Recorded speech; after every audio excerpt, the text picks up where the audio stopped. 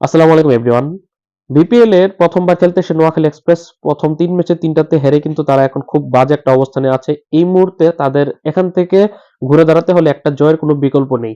আগামীকাল ৫ জানুয়ারি দুপুর ১টায় সিলেট টাইটান্সের বিপক্ষে তারা তাদের চতুর্থ ম্যাচটি খেলতে নামবে। এর আগে ৩টা খেলে ৩টা তারা হেরেছে। এখন এই ম্যাচের আগে তাদের দলের হয়ে কিন্তু অলরেডি জয়েন করেছে আফগান ৪১ বছর বয়সী তারকা অলরাউন্ডার মোহাম্মদ নাবি। মিডল অর্ডার দুর্দান্ত ব্যাটিং ভরসার পাশাপাশি ফিনিশিং দিতে পারে, পাশাপাশি বোলিং ডিপার্টমেন্টও ৪ ওভারের কোটা পূরণ করে দিতে পারবে। পাশাপাশি সিলেটে কিন্তু প্রচুর স্পিন ধরছে, দিনের বেলার ম্যাচে তো আরো ধরছেন। সেই সব কিছু মাথায় রেখে মোহাম্মদ নাবি অনেক ভালো একটা সংযোগ হয়ে যাচ্ছে। অলরেডি সে দলের সাথে জয়েনও করেছে।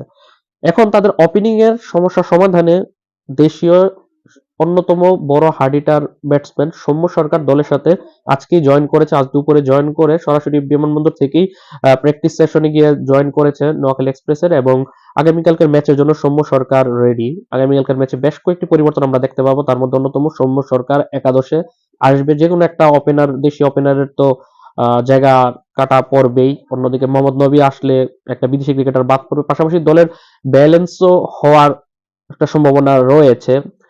এখন কথা হচ্ছে সৌম্য সরকার বিপিএল এ খেলার আগে কিরকম প্রস্তুতি আছে তার টি-টোয়েন্টিতে। সবশেষ সে টি-টোয়েন্টি খেলেছে গত এনসিএল টি-টোয়েন্টি লিগে ২০২৫, যেটা সেপ্টেম্বর অক্টোবরে অনুষ্ঠিত হয়েছে খুলনা ডিভিশন হয়ে, যেখানে সে ৬ ম্যাচ খেলে ১৭৮ রান করেছে, ২৯ এভারেজ, ১৩৩ স্ট্রাইক রেটে একটা 50 দেখা সে পেয়েছে। এখানে কিন্তু ভালোই এভারেজ স্ট্রাইক রেটে সে ব্যাট করেছে।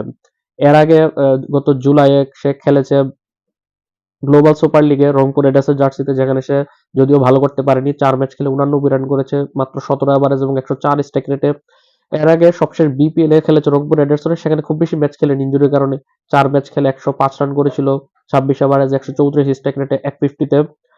ইন্টারন্যাশনাল ক্রিকেটের কথা বললে সবশেষ আন্তর্জাতিক টি-টোয়েন্টি খেলেছিল সে গত বছর ২০২৪-এ ১২টা টি-টোয়েন্টি খেলেছিল। তারপর এবছর তার টি-টোয়েন্টিতে জাতীয় দলের হয়ে কোনো খেলা হয়নি। ইনজুরি সহ টিমের কম্বিনেশনে জায়গা না পাওয়া সহ অনেক কিছু, বেশ কিছু কয়েকটা বিষয়ে সে জায়গা পায়নি।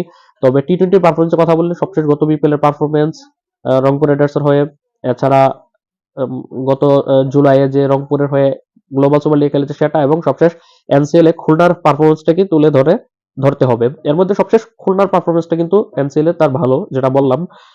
সে যেখানে ৬ ম্যাচ খেলে ১৭৮ রান করেছে, ২৯ এভারেজ, ১৩৩ স্ট্রাইক রেটে, সবশেষ এনসিএল এ খুলনার হয়ে। তাই সবশেষ টি-টোয়েন্টি যে লিগটা খেলেছে সেখানে কিন্তু তার পারফরমেন্স ভালো। সেই হিসাব করলে টপ অর্ডারের নোয়াখালী এক্সপ্রেসের একটা বড় আস্থার নাম হতে যাচ্ছে সৌম্য সরকার। কারণ হাবিবুর রহমান সোহান ৩টি ম্যাচই সে ফ্লপ করেছে। এমনকি মাছ সাদাকাত যে ওপেনিং এ নামা পাকিস্তানি ওপেনার, সে কিন্তু ৩টা ম্যাচ খেলে খুব বেশি একটা সুবিধা করতে পারেছে বলা যাবে না, যদিও সবশেষ ম্যাচে কিছুটা রান করেছে।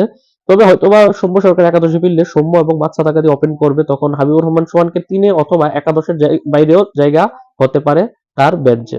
আপনার কাছে কি মনে হয় যে আগামীকালকে সৌম্য সরকার এবং মোহাম্মদ নবীর সংযুক্তিতে দলের চেহারাটা কতটুকু পাল্টাতে পারে, এমনকি তারা তাদের প্রথম জয়টা বিপিএল এ তুলে নিতে পারবে কিনা, সেটা আপনার মতামত অবশ্যই জানাবেন।